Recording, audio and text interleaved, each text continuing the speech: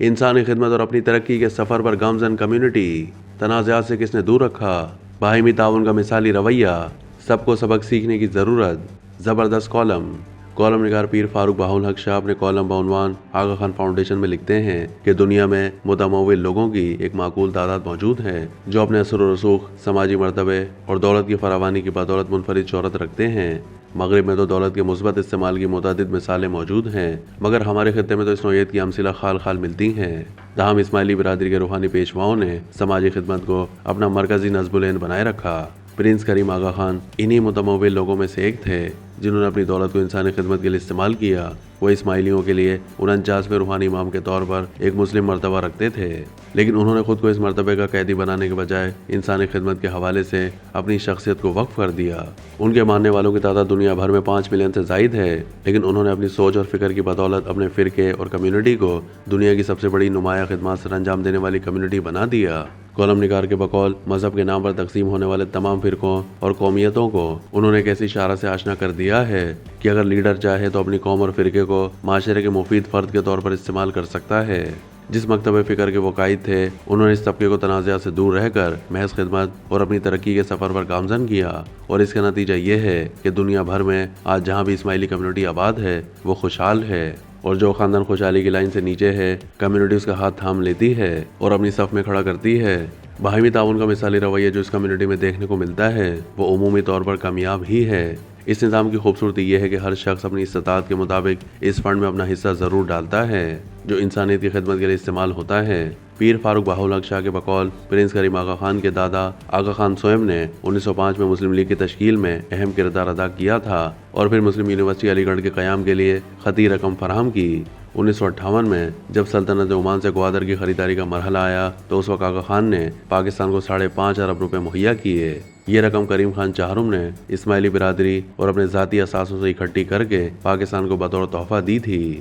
وقت گزرنے کے ساتھ ساتھ آغا خان فاؤنڈیشن نے دنیا کی سب سے بڑی NGO کا روپ دھارا اور اس وقت 30 مختلف ممالک میں 80,000 سے زائد ملازمین کے ساتھ یہ فاؤنڈیشن اپنی خدمات سر انجام دے رہی ہے۔ کالم نگار کے بقول دستاویزات سے یہ معلوم ہوتا ہے کہ سن 2023 میں آغا خان فاؤنڈیشن نے 58 ملین پاؤنڈز انسانی خدمت پر خرچ کیے۔ پرنس کریم آغا خان نے آغا خان چہارم کی حیثیت سے فلاحی کاموں کا ایک جال بچھایا۔ انہوں نے آغا خان ڈیولپمنٹ نیٹ ورک کی بنیاد رکھی اور اس میں اپنی اور اسماعیلی برادری کی دولت سے دنیا بھر میں فلاحی کاموں کا آغاز کیا۔ اس NGO کے تحت تعلیم، صحت اور خواتین کی معاشی خود مختاری کے شعبوں پر کام ہو رہا ہے۔ اس نیٹ ورک کی بدولت پاکستان کے شمالی علاقوں میں تعلیم اور صحت کے میدانوں میں خصوصی طور پر خدمات سر انجام دی جا رہی ہیں۔ پاکستان کے مختلف علاقوں کی ہزاروں خواتین کو تعلیم اور ہنر کے زور سے آراستہ کر کے انہیں معاشی خود مختاری کی شاہراہ پر گامزن کیا جا چکا ہے، اور اس فاؤنڈیشن نے شمالی علاقہ جات میں اتنے ترقیاتی کام کرائے ہیں کہ کئی بڑے شہروں میں ان کا تصور بھی نہیں کیا جا سکتا۔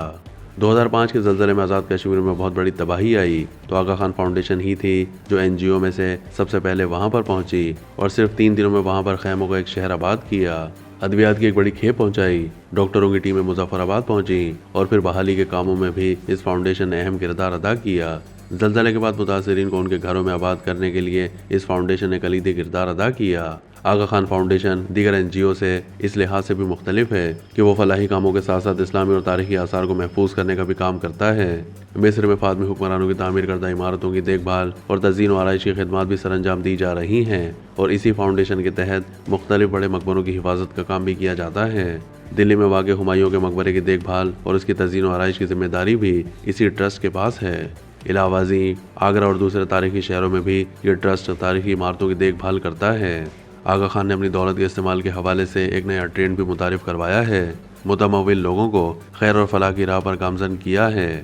پاکستان جہاں پر تعلیمی اور طبی سہولیات کا شدید فقدان ہے، وہاں پر ایک طرف تو آغا خان یونیورسٹی جیسا ایک بڑا تعلیمی ادارہ قائم کیا ہے، اور اس کے ساتھ ساتھ آغا خان اسپتال، آغا خان لیب اور زچہ و بچہ کی فلاح و بہبود کے لیے اس فاؤنڈیشن کی خدمات ناقابل فراموش ہیں۔ رمضان المبارک کی مقدس سماعتوں میں جہاں نیکیوں کی بہار آ رہی ہے، وہاں آغا خان جیسے اداروں سے تعاون اور ان کے رویوں سے سبق سیکھنے کی بھی ضرورت ہے۔ اگر ہر طبقہ سماجی خدمت کے میدان میں اسی فکر کا مظاہرہ کرے جو اسماعیلی کمیونٹی کرتی ہے تو پاکستان کو ایک فلاحی معاشرہ بننے سے کوئی نہیں روک سکتا۔